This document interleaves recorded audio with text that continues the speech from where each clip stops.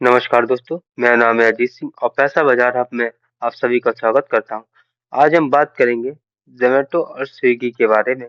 सबसे पहले जानेंगे कोई कॉमर्स पेट्रोल के बारे में। एक नई रिपोर्ट आई है और मार्केट आउटलुक क्या है। दोनों स्टॉक को रेटिंग दी गई है। Q2 की परफॉर्मेंस कैसी रही दोनों स्टॉक्स की। सपोर्ट लेवल्स क्या है दोनों स्टॉक के। वैल्यूएशंस के बारे में जानेंगे दोनों स्टॉक की। टेक्निकल इंडिकेटर क्या बता रहे हैं हमें कि बुलिश है या बियरिश जोन में स्टॉक्स। और फिर दोनों का वैल्यूएशन का और टेक्निकल एनालिसिस इंडिकेटर्स का कंबाइंड एनालिसिस करेंगे। ठीक है, तो चलिए स्टार्ट करते हैं। सबसे पहले क्विक कॉमर्स होती क्या है। तो क्विक कॉमर्स का मतलब ये है डिलीवरिंग ग्रोसरीज और essential item within 10 to 20 minutes. यही क्विक कॉमर्स की डेफिनेशन है। और कहें इसी बात पे लड़ाई चल रही है दोनों कंपनीज में, जोमेटो और स्विगी में।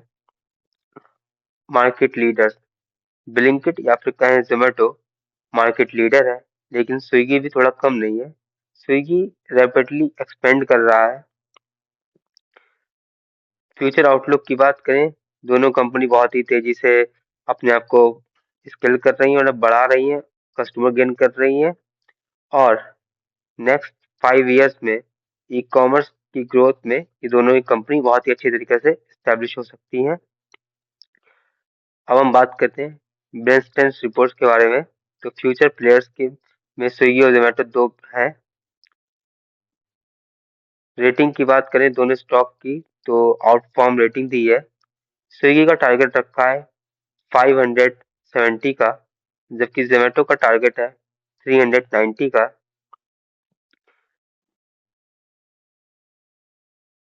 सभी सेगमेंट में कोई कॉमर्स का सेगमेंट, जो ई कॉमर्स सेगमेंट में, वो बहुत ही तेजी से ग्रो करेगा। Cash machine the food delivery business is a profit engine support cash flow while quick commerce drive future expansion.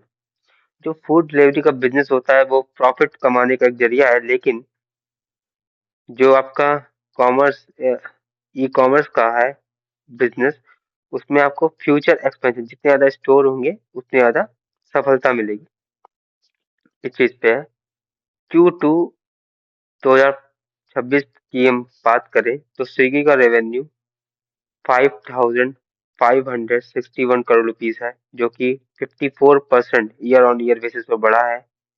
Zomato का रेवेन्यू 13,590 करोड़ का है, जो approx year on year basis पर ट्रिपल हो गया है।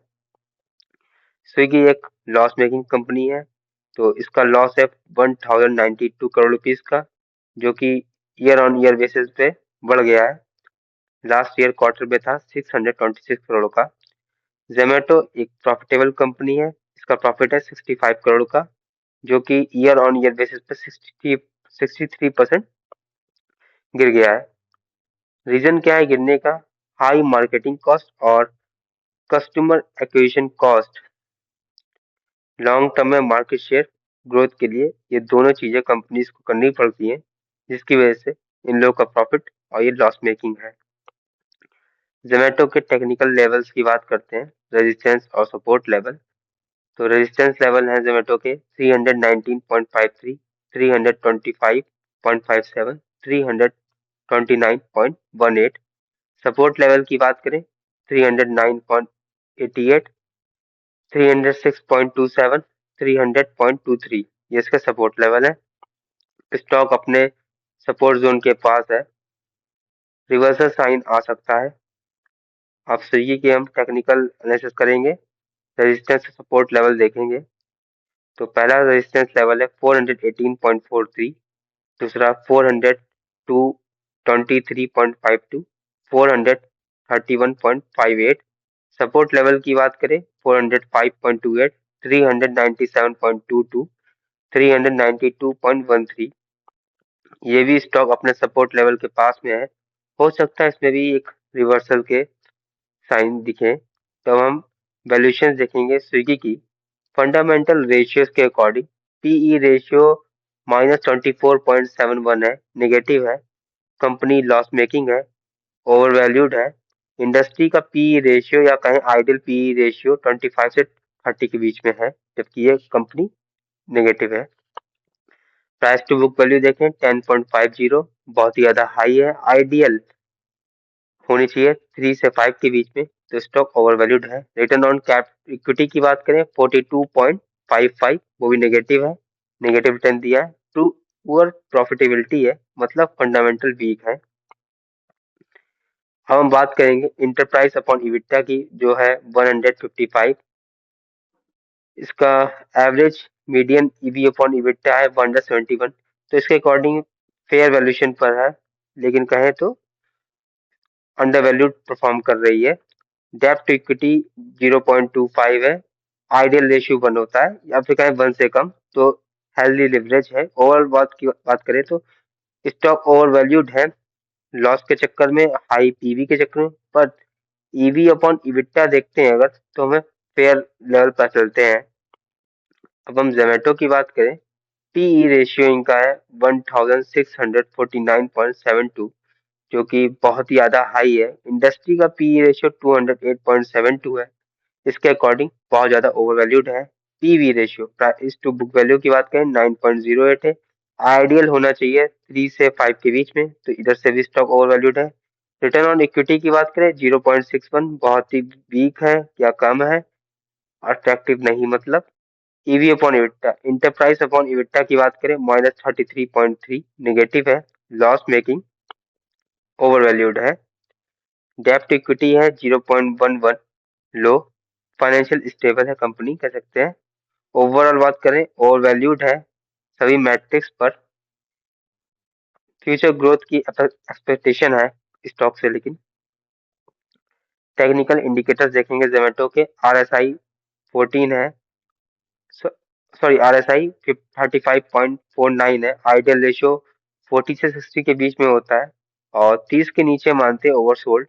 तो कहें तो ओवरसोल्ड जोन के पास में सेलिंग प्रेशर पॉसिबल है शॉर्ट टर्म में, और शॉर्ट टर्म में एक रिवर्सल भी आ सकता है। एडीएक्स की बात करें 21.06 से, आइडियल 20 से 40 के बीच में होता है, तो मॉडरेट स्ट्रेंथ है, वीक ट्रेंड है, पॉसिबिलिटी है साइडवेज चला जाए स्टॉक।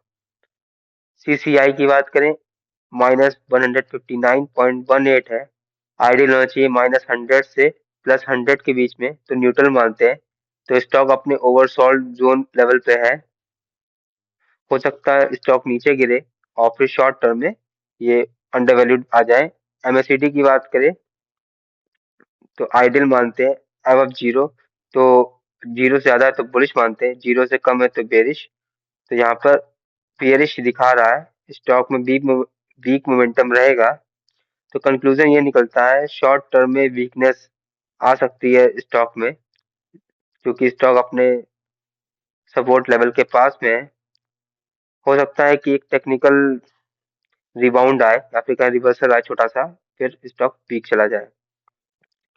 अब हम बात करेंगे स्विगी के टेक्निकल इंडिकेटर्स की, तो आरएसआई है इसका 43.59, आइडियल 40 से 60 के बीच में होना चाहिए, और 30 से नीचे हम ओवरसोल्ड मानते हैं।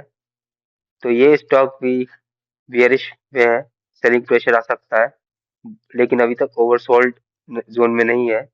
एडीएक्स की बात करें तो 14.82 आइडियल होना चाहिए 20 से 40 के बीच में, तो मॉडरेट ट्रेंड मानते हैं, वीक है, साइडवेज इंडिकेट कर रहा है।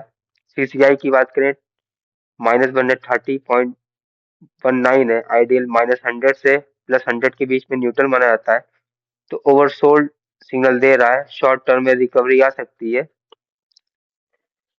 छोटी सी, और उसके बाद गिर सकता है। एमएससीडी की बात करें -4.49, बियरिश मोमेंटम है, शॉर्ट टर्म में वीकनेस जारी रह सकती है। कंक्लूजन ये निकलता है स्विगी का शॉर्ट टर्म में स्टॉक कंसोलिडेशन या फिर बेरिश रह सकता है, वीक ट्रेंड रहेंगे, रिवर्सल की एक उम्मीद है, उसके बाद फिर हो सकता है कुछ स्टॉक नीचे चला जाए।